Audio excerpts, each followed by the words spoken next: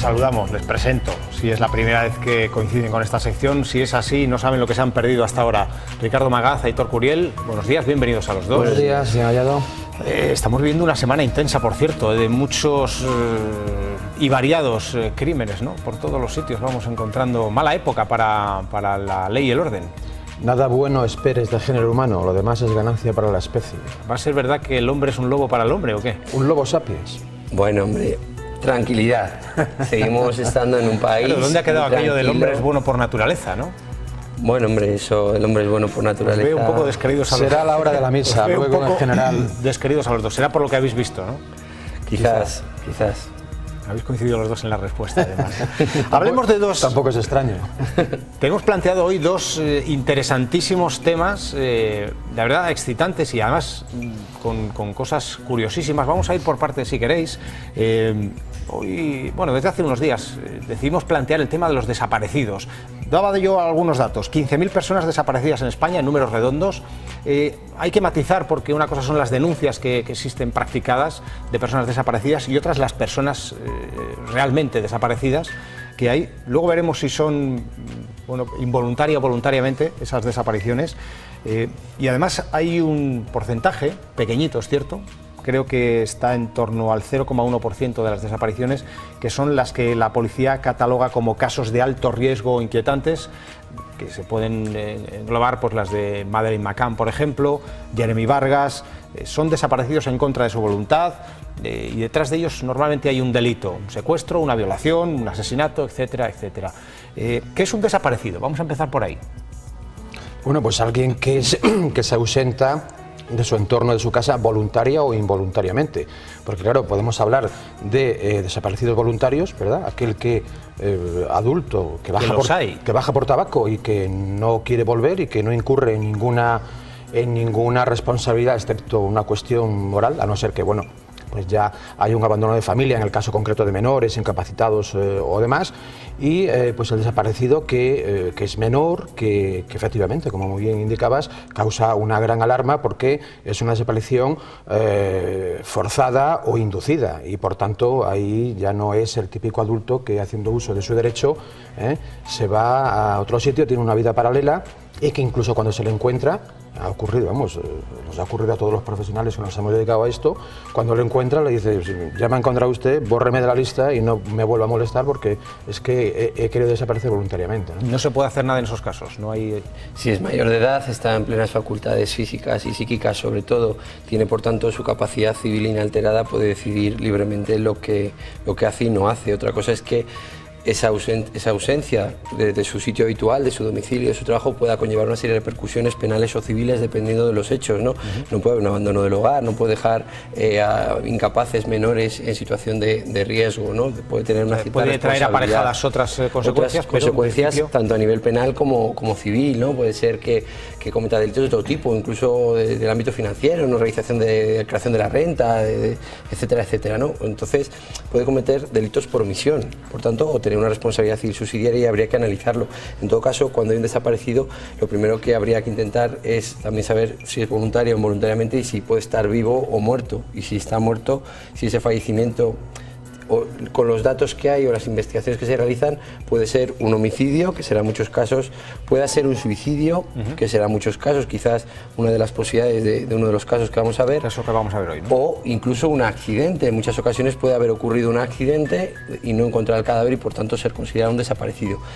Y aparte de los vivos, voluntaria o involuntariamente, y ojo, a veces también un grupo que puede estar en una zona intermedia por patologías psiquiátricas, sobre todo. Hay muchos sin hogar, sin techo, mendigos en nuestras calles, en las calles de nuestras ciudades, de nuestros pueblos, que en muchos casos son personas desaparecidas de otra ciudad o de otro sitio, y en muchas ocasiones por patología psíquica de muchos tipos, no solo de índole psicótico, esquizofrénico, puede ser también de índole cognitivo o neurológico, ¿no? Incluso alteraciones de la memoria, de la atención, que pueden producir, bueno, pues de patologías de tipo de Alzheimer o similares, que pueden hacer que una persona desaparezca de su ámbito y no sea capaz incluso de volver, ¿no? Todo ello hay que analizarlo, es muy complicado. Hemos hecho la introducción, vamos a poner el punto de partida, nos vamos a ir hasta el año 2001, concretamente al día 2 de febrero, en Zamora, Aurora Almudena Martín Bartolomé, tenía 34 24 años, si mal no recuerdo. No, 27, por ahí. Tendría hoy 30 y tantos. Sí. Efectivamente, esa es la situación. En aquel momento se acercó en bicicleta, además, a un pantano y desde aquel día no se ha vuelto a saber absolutamente nada más de ella. Tomás Martín sigue recordando a su hija Aurora Almudena, que desapareció en 2001 a los 27 años de edad. Asegura que era una chica tímida y reservada, con pocos amigos, pero sin problemas. El día 2 de febrero de ese año desapareció a las 7 de la tarde de su casa, en Muelas del Pan.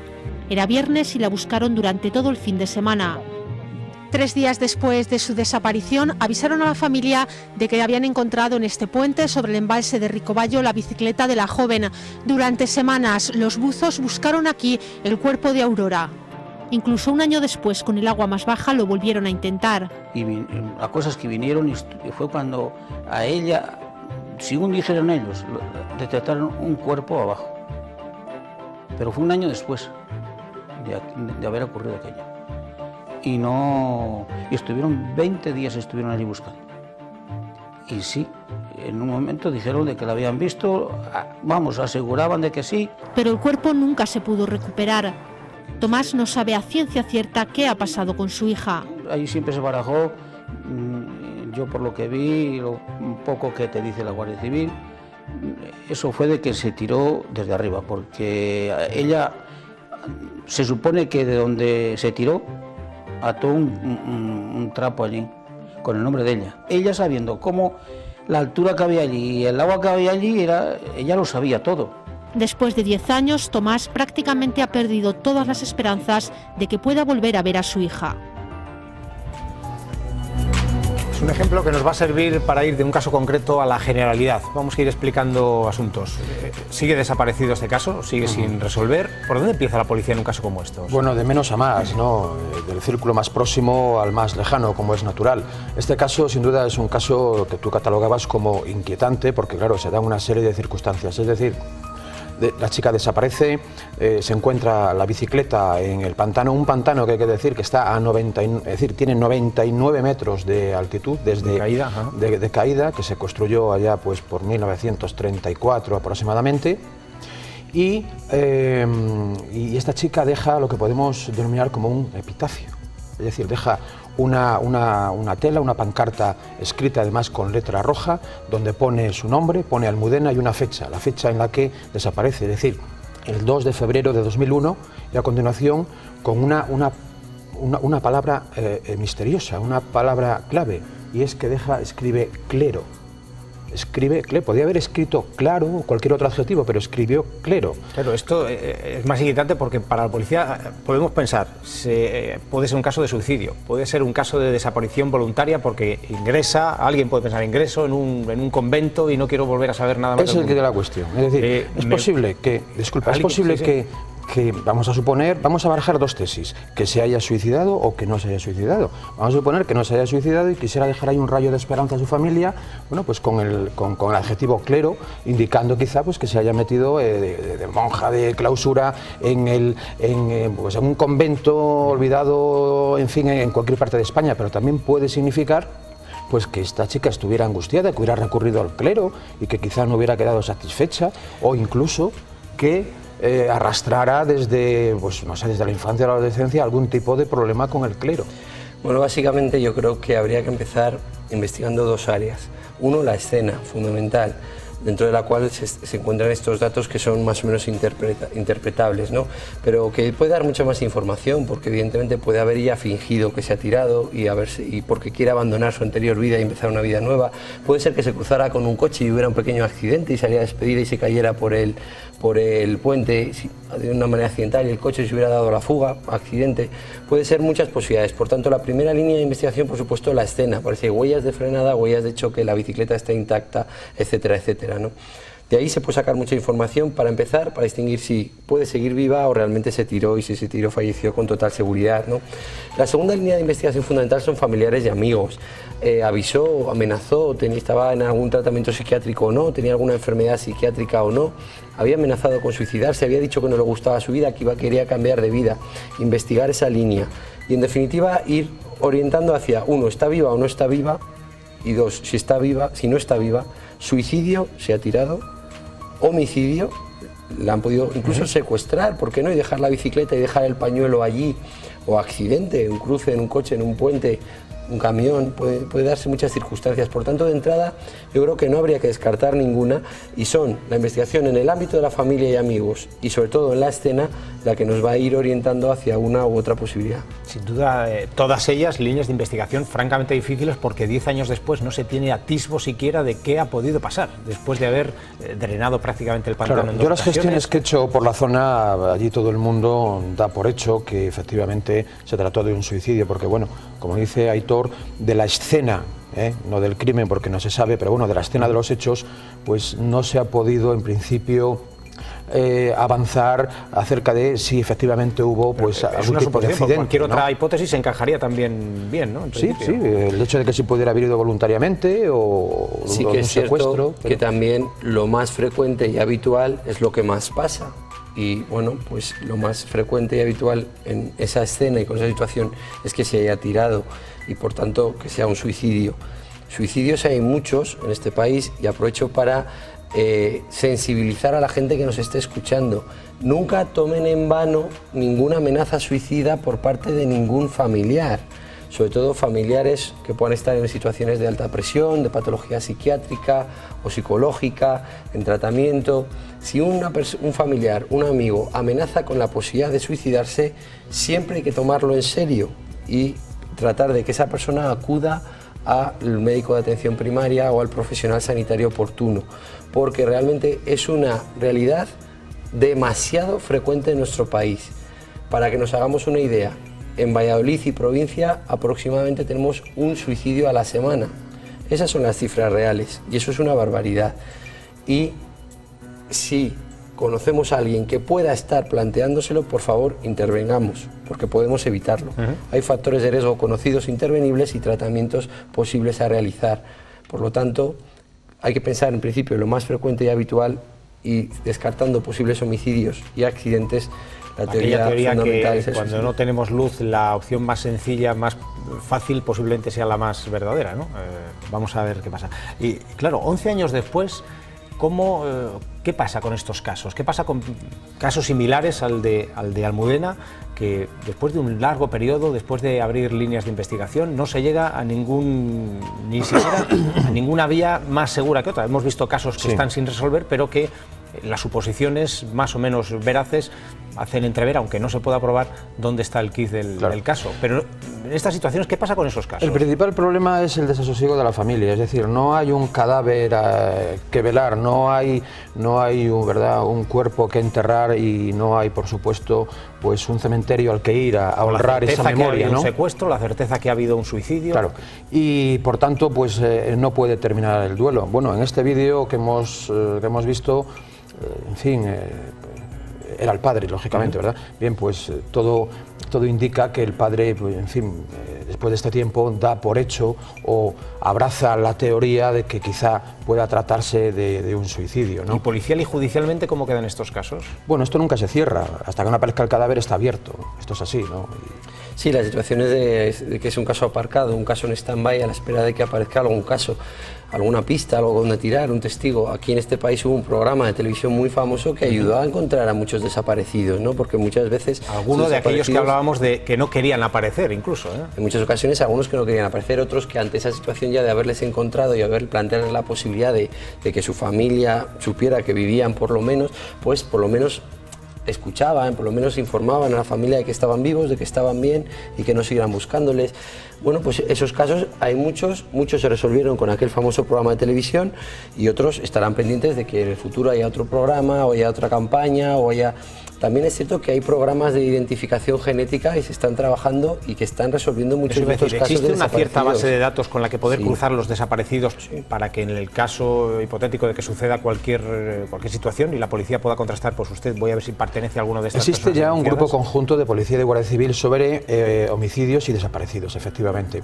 Y desde el 2007 existe la famosa, bueno, a partir de que se promulgó la famosa ley, la base de datos conjunta de perfiles de ADN, que ha facilitado muchísimo las cosas, ¿no? Porque bueno, hoy en día ya el ADN se utiliza para casi todo, y desde un punto de vista criminológico y criminalístico, pues verdaderamente ha sido un avance para los investigadores como lo hubiera sido para la humanidad pues el día que se inventó la rueda o se descubrió el fuego, ¿no? Es decir, estamos, igual que con la informática, con el tema del ADN todavía a millones de posibilidades vistas, ¿verdad?, de lo que se puede hacer y de lo que se puede sacar a través de las bases de datos conjuntas, ¿no?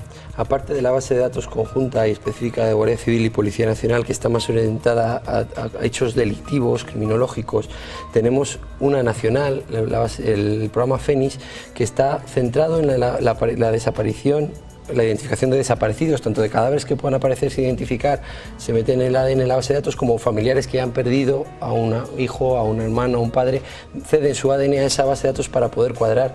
Y a nivel internacional, sobre todo en el ámbito de los niños, hay un programa fundamental y que es maravilloso, el programa ProKids, que lo que hace es una base de datos de niños desaparecidos. Este programa tiene éxitos increíbles, te puedo decir que niños que fueron robados cuando el terremoto de Haití, yo ahora mismo estoy recordando un caso de 40 y tantos niños robados, niños, es que es tremendo, 40 y tantos niños robados de un centro después del terremoto de Haití, de un campamento de refugiados, fueron descubiertos en otro país latinoamericano porque en un aeropuerto llamó la atención que todos los pasaportes eran de distintas fechas y números correlativos, no cuadraba. ¿Cómo puede ser que un pasaporte del 2005 tenga el número anterior justo que uno del 2008, que uno del 2007?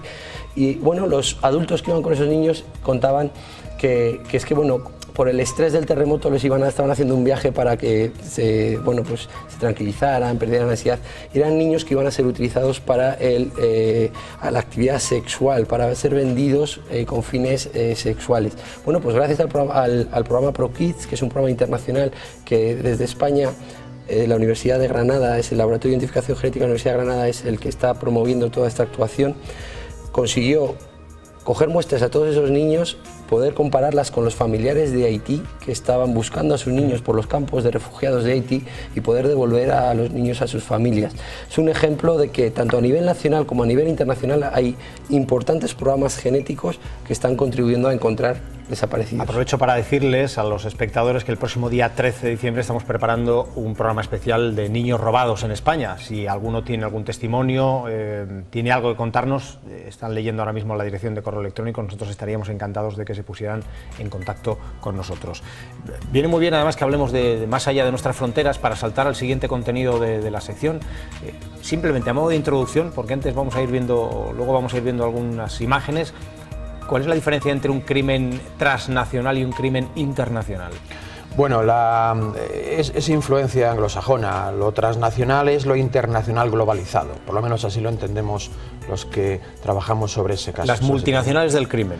Justo, es decir, bueno, transnacional, más allá de las fronteras, aquí siempre se utilizaba el hecho de delincuencia internacional, porque bueno, en España un delincuente era un delincuente, no tiene por qué ser necesariamente un criminal en sentido estricto, porque en España un criminal era el que cometía un crimen, es decir, un homicidio, un asesinato. Pero bueno, hemos tomado estas denominaciones de crimen organizado transnacional para hablar de lo que antiguamente en España era y sigue siendo la delincuencia internacional. Estamos viendo, perdona, simplemente quizás el matiz podría ser que el crimen transnacional no entiende de fronteras, las fronteras es poner puertas al campo, el crimen es el campo y por tanto coge todos los países que abarquen esa línea, sin importar tanto un país como con otro. Y el matiz del internacional quizás sería en el que se cometen, sí teniendo en cuenta esas fronteras, esas vallas, sí se cometen en varios países, sí son mafias de distintos países, pero dando, digamos, saltos a esas vallas, ¿no? Uno no cuenta con las vallas y el otro las salta. Vamos a ir viendo casos, vamos a ir viendo imágenes de algunos de los que se han ido o de los que tenemos hoy en día en nuestro país, porque además nuestro país se está convirtiendo un poco en reducto, en acoger, no sé si es bueno el término este de acoger, pero sí al menos de recoger buena parte de los criminales internacionales. Acabamos de ver hace apenas unas semanas la detención de Cara de Cerdo, el mayor traficante relacionado con la prostitución, de mujeres, el mayor proxeneta del mundo. Tenemos casos, estamos viendo imágenes creo que es una detención de unos sicarios en Valencia hace unos meses, en enero de 2010 concretamente. Vamos a ir viendo robos. ¿Por qué España es por destino el turismo preferido? Fundamentalmente? Es decir, España está estratégicamente situada, bueno, España, la península ibérica, el turismo es la primera industria nacional y mimetizarse en España un criminal sobre todo en la zona de Levante, ¿no? Sí, bueno, y por Andalucía y pues, en fin, pues todas las zonas lógicamente turísticas, ¿no? Incluidas los archipiélagos. Y el caso de los sicarios que apuntabas, la verdad es que sin duda alguna es lo que más alarma social causa. Primero, porque en España nunca fue normal ni habitual matar por encargo, ¿verdad? Vamos a hablar un poco sueldo, del caso ¿no? del sicario, ¿no? Sí, efectivamente. Bueno, podemos hacer un poco de historia y decir que sicario viene de la antigua Roma, de sica, es decir, de hombre daga. Incluso ya los romanos que padecían este tema promulgaron aquella famosa ley Cornelia, que era contra los apuñaladores y envenenadores. Es de suponer que cuando salían de su quinta, iban al Senado, pues había que andar con 100 ojos, pero siempre mataban por encargo, ¿no?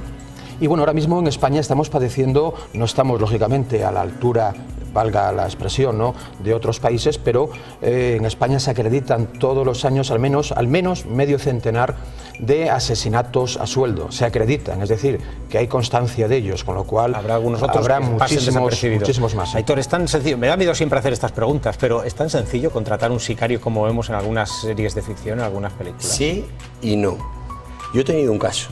Yo en mi actividad profesional he tenido un caso en nuestra comunidad autónoma y aunque es relativamente fácil acceder vía internet a gente que se ofrece como sicarios, en la mayor parte de las ocasiones son posteriormente chantajistas que amenazan a esa persona con denunciarle y le exigen unas cantidades económicas que cada vez son más altas, por no decir a la persona contra la que quería contratar el sicario, que la ha contratado, a la policía. Hay delito sobre el delito. Claro, entonces esa persona que ha intentado contratar a un sicario y ese sicario se vuelve contra él y le empieza a amenazar, primero con denunciarle, normalmente a través de un intermediario, una persona que se hace pasar por un intermediario en internet, que ha visto esos mensajes y que le quiere salvar del sicario que le va, y al final lo que intentan es extorsionar básicamente a esa persona que ha intentado contratar a ese sicario, que evidentemente no es ningún santo ni persona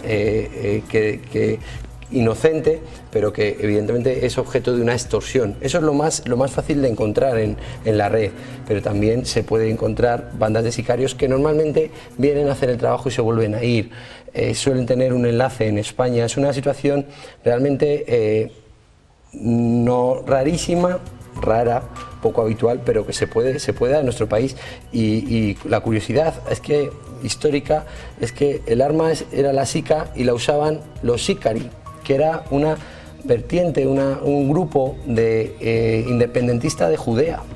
Se llamaban los sicari porque llevaban la sica, que era con la que mataba, y de ahí viene el término sicario, como muy bien ha explicado mi compañero. Que luego al final, con el devenir de los siglos, al final ahora se llama picar el billete, es decir, en la jerga, ¿verdad?, del sicariato, matar a alguien es picarle el billete, efectivamente, sí.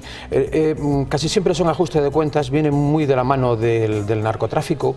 Y claro, es muy difícil poder saber cuándo un homicidio, un asesinato está producido por unos sicarios, porque bueno, hay un cadáver, pero puede ser por cualquier motivo. Y suele haber ahí 3 o 4 indicadores que a la policía sí les hace saltar la alarma. Uno de ellos es si efectivamente tiene 3 o más impactos de bala.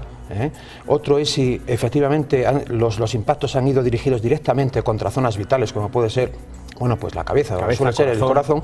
Y luego también en cuanto a la víctima, ver el perfil de la víctima, ¿no? Si es un ajuste de cuentas, si tenía algún problema, o incluso casos de infidelidades, ¿verdad?, donde la esposa ha intentado contratar un sicario para acabar con la vida de su marido, ¿no? Hablemos de las... decir que nadie que sea un posible futurible criminólogo se le ocurra intentar contratar a un sicario, porque últimamente en nuestro país estamos prácticamente monitorizados en ese sentido, y es muy fácil, uno, que dé realmente con una persona que le va a extorsionar, y dos, que en el caso de que lo contrate finalmente sea detectado. Por lo tanto, a nadie se le ocurra intentar contratar a un sicario, ojo, ni aunque sea en broma.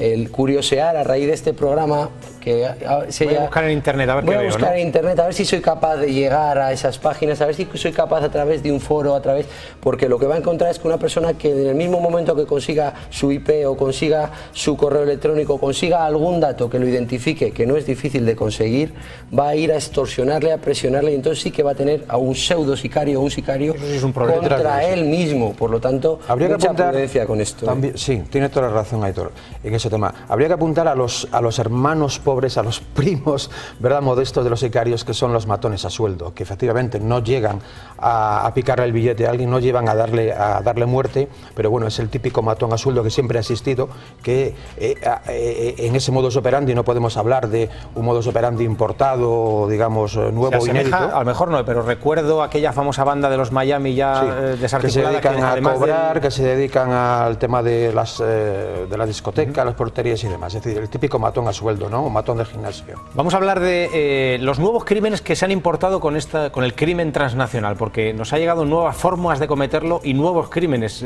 Vamos a ir viendo imágenes de algunos de los casos. Son alunizajes, por ejemplo, que se han dado en Barcelona. Meses atrás se detenían. En Madrid también, detrás de la operación Moon, se han visto casos de alunizajes. Bueno, pero esos son antiguos ya, es decir, eso no son inéditos. Por eso, evidentemente el mundo de la droga tiene que ver con el crimen transnacional, la prostitución, o al menos el proxenetismo, que más nuevas fórmulas incluso de cometerlos. Se habla ahora mucho también del armamento que se utiliza para cometer crímenes. Estamos acostumbrados de guerra, sí. Más, no sé si ligero es la palabra, pero ahora vemos armas automáticas, cosas tremendas, ¿no? Asaltos a chalés con un armamento que parece que van a tomar la Casa Blanca. Cada vez más medios, más especialización, más profesionalización del crimen, sí, pero bueno, también nuestros cuerpos de fuerza de seguridad de Estado cada vez tienen más medios, más profesionalización, y por tanto, bueno, pues estamos preparados para actuar, y de hecho se está actuando.